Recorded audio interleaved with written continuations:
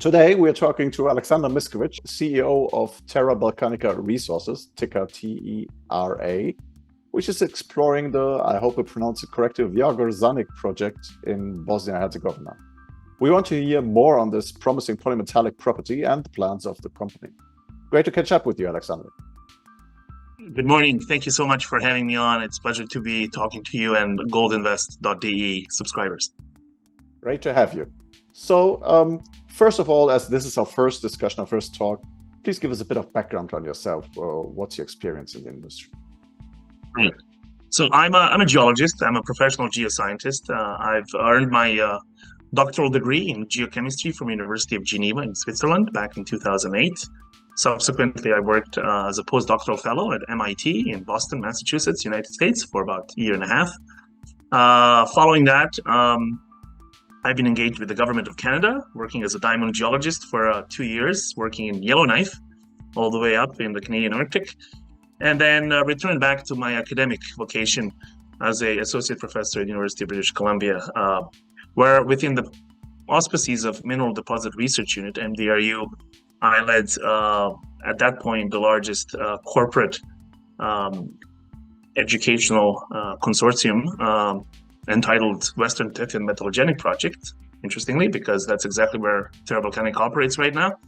And between 2012 and 2016, supported by 16 different companies, Canadian, global ones, we've explored potential for porphyry copper and epithermal gold silver deposits along the entire length of the Western Tethyan Metallogenic Belt. Following that, I worked for junior companies, Canadian ones like Med Gold Resources, but also big ones, Rio Tinto. I was with Rio Tinto for 2 years, working on their project in California, north of LA, Boron, California. As of 2020, I became a CEO and president and director of Terra Balkanica Resource Corp. An interesting time to start a company back in 2020 at the height of the global pandemic. But I think we've done a splendid job in the last 3 years of advancing the project and bringing value back to the shareholders. Well, thank you very much for this overview. And this brings us right to the project or the property. Give us a bit of information on that. Where is it exactly? What have you done? What have you discovered there so far? Yes. So Terra Balkanica Resource Corp is a junior Canadian explorer that operates in southeastern Europe. I think strategically positioned given the fact that Europe as a continent is badly starved for critical metals, be that nickel, lithium, copper, etc. And obviously relying, so far on imports of these things. So I think projects such as ours, or the one very well known in Bosnia as well, Adriatic Resources, and similar to those, I think are truly important for the continent overall. We operate in 2 jurisdictions, neighboring jurisdictions, both very mining-friendly jurisdictions, Serbia and Bosnia. In Bosnia, we are truly early movers. Apart from Adriatic Metals PLC and another Australian company, a junior exploration company, we are the only ones in Bosnia so far as the Western exposure is concerned. In Serbia, obviously, the scene is slightly more crowded, but over there we have, I think, very strategically positioned portfolio of properties as well. Overall, we hold about 350 square kilometers of land, 216 of which is in Bosnia and another 150 in Serbia. In Bosnia, they are clustered within a Vjagorzanik flagship project of ours that consists of 3 different licenses, where over the course of about a year and a half of detailed, meticulous exploration and prospecting, we have uncovered 3 different, very prospective targets.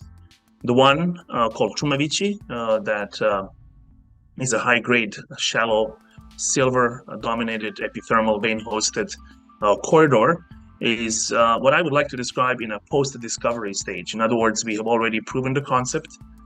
We know that mineralization is present. It's not anymore a model or a suspicion. It's truly there. And the company is right now in the process of basically confirming 3 things: the continuity along the strike and down dip of this mineralization, confirming the thickness of this mineralized body, and also ensuring that the grade holds. So far, the grade in Trumavici has been on average about 505 grams per ton silver equivalent. It is a polymetallic deposit, so it does contain lead and zinc and antimony and gold, but we like to express those things in terms of silver. A very interesting target about 10 kilometers to the southeast of Čumavići is something that we believe will probably be a truly game changer. In other words, we have discovered 1.2 kilometer wide magnetic and 600 meter wide conductive anomaly in the location called Brežani. That came after we have already identified this zone as very interesting from a geochemical standpoint. In other words, the geochemistry done on soils and rock chips has already pointed out to this particular area as being very interesting. So now we have a correlation between geochemistry and geophysics, and all the other lines of evidence point to this area as being very interesting. It has been drilled last year to the depth of 260 meters, where we have, to our surprise, discovered that the initial 100 meters is actually mineralized by gold.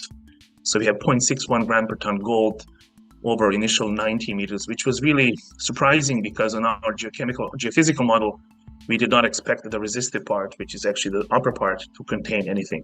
The true target sits at about 450 meters depth.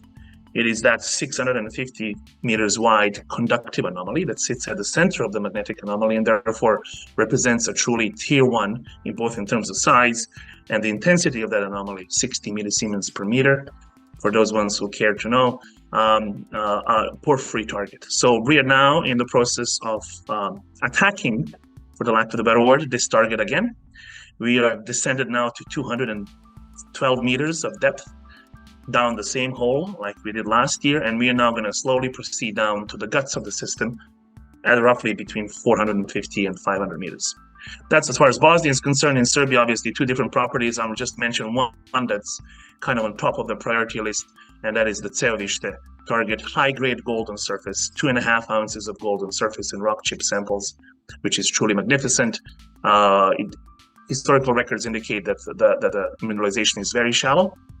And then lately, our team, after investigating further the gold on surface in Ceovište, has unearthed another 900-meter wide anomaly in soil, which we have interpreted as being a porphyry target. So now Ceovište is again turning to be not only high-grade gold, but also potential porphyry in its northwestern sector. So a very exciting time for the Serbian part of the portfolio as well. Okay, well, that was a good overview and a lot of stuff for people to go through. But I'm sure there's some material on all that on your website also, and, and a presentation for people to look at and peruse.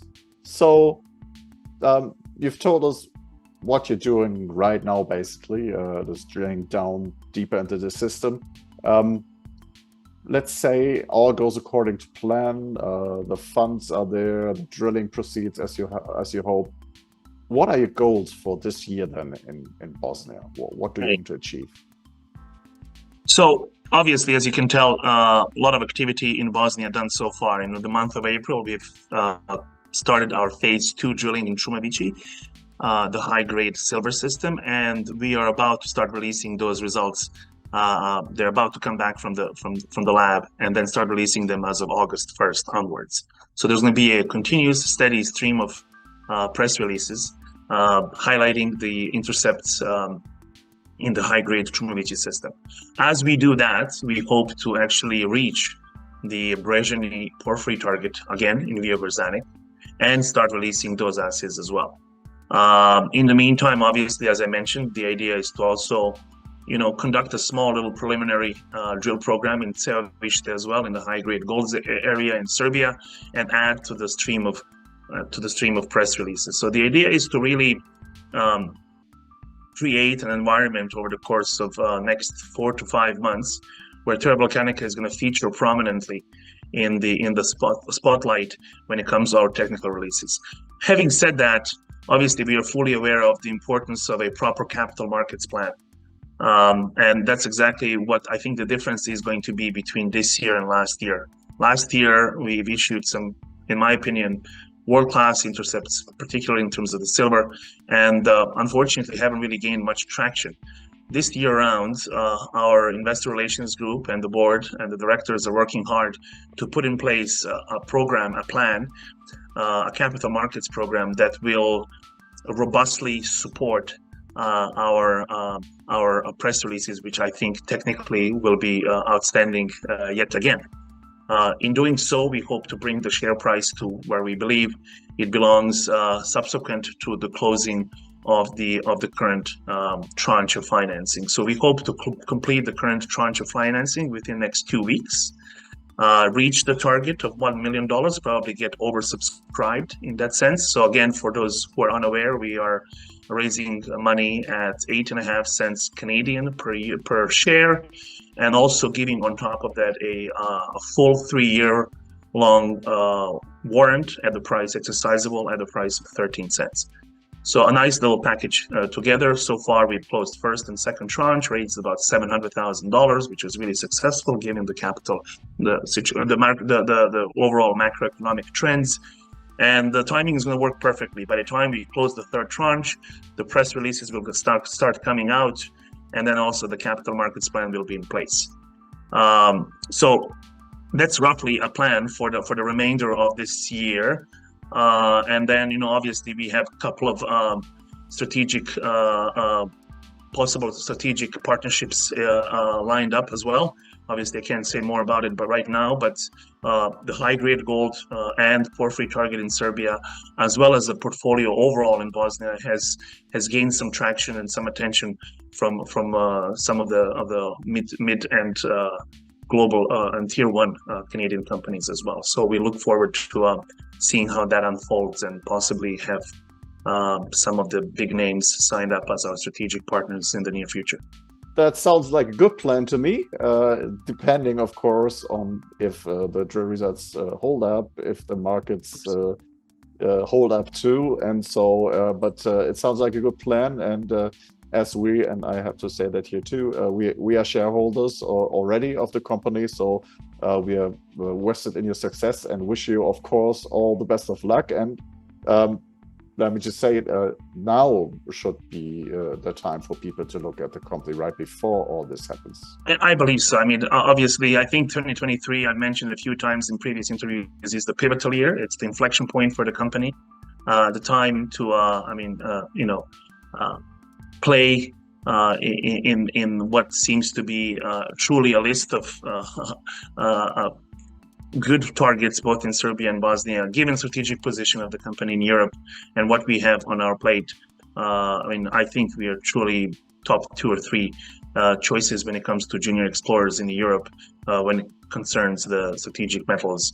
And lately, obviously, we had good contribution from our European investor base. We hope to work on that again, organize road shows in Germany, Switzerland, Austria, and elsewhere in Europe, and really spread the story. I think also the problem last year with us was we were unknown as an entity, and this year, obviously, that is changing as well. So with spreading of the awareness, good technical reports coming out and press releases and good capital markets in plan, I think we're going to turn the corner and despite challenging macroeconomic situation, make 2023 a success for Terra Volcanica Resource Corp. That's a great closing remark. Thank you for taking the time.